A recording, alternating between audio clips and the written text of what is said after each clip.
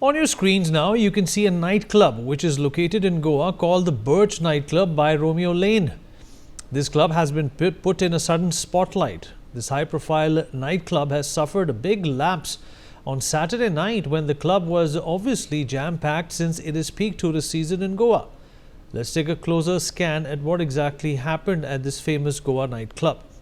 Hello and welcome to another episode of Deep Dive brought to you by NewsX. My name is Vineet Malhotra.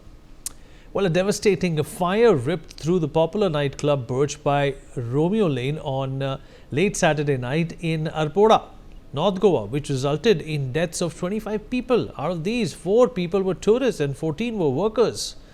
As you can see by this video on your screens, there are performers at this who were in the midst of a performance when one of the performers realizes there are sparks coming from above their heads through the ceiling of the club. This is the same video from another angle where you can see the front-facing performers. You can notice the performers turning around and seeing the sparks before the fire, and you can see the employees of the restaurant trying to cover the DJ console and other electronics lying there as well. Another employee who is trying to throw water at the comparatively smaller sparks as the fumes and fire both slowly increase and engulf the restaurant. The nightclub was said to be packed with weekend crowds inside a structure reportedly built with flammable material, and it had only a narrow access route and restricted escape paths, a combination that left little room for error. This fire broke out around 1 a.m. at this club, and it was triggered reportedly by a gas cylinder blast. This broke out near Baga Beach in Arpora, in a village which is around 25 kilometers from the state capital, which is Panaji. The nightclub itself is located in the backwaters of Arpora river and has a narrow entry and exit. There was no access for the fire brigades to the club because of the narrow lanes, and their tankers had to be parked about 400 meters away from the spot and delaying both rescue and containment. A senior fire officer stated that the restricted access made it difficult to reach the spot, which in turn made controlling the blaze a challenging task. One of the witnesses said, "In no time, the entire club was engulfed in the fire and there was temporary construction made up of palm leaves which easily caught fire." Several witnesses said that the fires seemed to originate on the first floor, which is the packed dance area where roughly 100 tourists were present. An eyewitness stated that there was a sudden commotion as the flames started erupting. They rushed out of the club only to see that the entire structure was up in flames. This eyewitness stated that she was also on the dance floor. She added that the palm leaf temporary construction easily caught fire and made it worse and tougher to exit the premises. Many witnesses said, ran downstairs during the chaos and got trapped in the kitchen along with the staff members. The same witness stated that some of the tourists started running downstairs and in the melee went to the kitchen. They got trapped there along with other staff. It is noted that most of the people who passed died due to suffocation. As authorities investigate what went wrong and how such a massive lapse in safety could occur, many are now asking who is the owner of Birch. The name that keeps coming up in official statements, reports and public conversation is Saurabh Luthra, a Delhi-based hospitality entrepreneur and the founder of the Romeo Lane Group. Saurabh Luthra began his journey in the restaurant and nightlife industry nearly a decade ago, leaving behind a corporate life to build what would eventually become the Romeo Lane Hospitality Group. Over the years, they expanded aggressively across India with restaurants, lounges and club spaces positioned as trendy premium lifestyle hangouts. Romeo Lane has open outlets in multiple cities, offering everything from casual dining to full-scale club experiences. Birch by Romeo Lane was launched in Goa as one such upscale, nightlife-focused venue. The building in which Birch operated was constructed without a valid license, and the village panchayat had confirmed that the structure did not have the required permissions. The venue had also been issued a demolition notice, which was later stayed after an appeal. Authorities told the media that there were ongoing disputes involving Saurabh Luthra, including disagreements with landowners and business associates, and multiple complaints had been filed earlier regarding the establishment. Despite these disputes, the club continued operating until the night of the tragedy. The manager of the club has already been arrested in this case. Goa Chief Minister Pramod Sawant informed that following the fire incident at Arpora, 6 people have been injured. He assured that these 6 injured people are currently in a stable condition and are receiving the highest standard of medical care. Prime Minister Modi spoke to Chief Minister Pramod Sawant to inquire about the fire incident in Goa.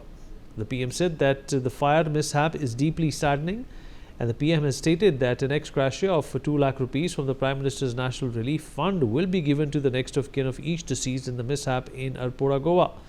The injured would be given rupees 50,000. All right, Mr. Sanjay Sahai, former IPS, joins us on the program to talk more about this. Mr. Sahai, it's a terrible tragedy which has transpired in Goa, but it is not the first of many which we have seen that have come about as a result because of shoddy construction, not following the norms when it comes to fire exits, or for that matter fire safety norms as well. And this will continue to happen unless and until somebody actually enforces the law that is already there, and people always bypass it. I think you are giving an explanation which might be partially correct. But the real problem is literally somewhere else. It is not how much is being enforced, how much is not being enforced. It is a complete crisis of the enforcement mechanism. It is a regulatory paralysis. All the commentary which we have been seeing since last evening or today morning, they speak about that the fire ambulance could not go and a variety of things did not happen. First and foremost, where did, why and how did this construction happen? You are talking about Luthra's fame to business glory and expanding it across India and high value hospitality. If this is the fate of high value hospitality, I think it is the deep, the dark underbelly of the hospitality industry, which has been created with complete collusion and connivance with literally every regulatory and every enforcement agency at every point in time, in every single transaction, in every single activity. So first, there is no construction license. This whole issue of demolition and illegal construction did not come because of the village panchayat there. To best of my understanding, what I have read in the public domain, there was some sort of a misunderstanding between the partners, and that is how this whole thing came into light. And once they knew that there is illegal construction, it is stayed in appeal by the Directorate of Panchayat itself. I don't think it has gone to the judiciary. Now coming to the next, this fire force people that they are saying that will not be able to enter. There is a building which is constructed, there is a building which is prominent, there is a building which is known, which is the hub of night activities, the hub of tourist attraction. All that being as it stands, without a fire force NOC or the fire department, how is it functioning? Nobody knows. 400 meters. Today the Chief Minister is talking, the MLA is talking about it. We will do this, we will do that. It is a standard democratic enforcement, lack of enforcement toolkit, where this whole range of collusion happens, why it happens and how it happens. I'm not getting into that, but it happened in such a robust manner that you cannot pull across it. Even a big sort of agitation will not be able to sort out the mess in Goa. And now that we have reached this situation and there is a database of all these establishments running the huge hospitality industry in Goa, let the government come with a database as to how many people have taken the permission, what is the civil construction drawing, whether there is access, whether there is no access, there is a NOC, there is no. Imagine of a situation for 400 meters. The fire tender stops 400 meters before the place of the fire accident. And people are not dying because of that nature of the fire accident. People are dying because of smoke and exhaustion and because the relief measures cannot be provided. From a civil construction permission to NDMA guidelines not being followed, what is left there? And every single time we will have these crocodile tears from the lowest to the highest, and the same people who have made it happen, they will do the inquiry and they will push it off from the Upar tragedy till today. I think the same story goes on and on. It is a case of utter collusion where the civic urban administration has colluded or has literally given up or caved in. So that is where we stand. We can describe in any manner we feel like. We can talk of the ex gratia, we will talk of the best possible medical facility being provided. You keep providing best medical facilities. Why do these 25 people die? You are running a palm leaf thatch sort of a structure and making crores and crores of rupees, and this absolutely. And how many departments operate on one single establishment of this nature?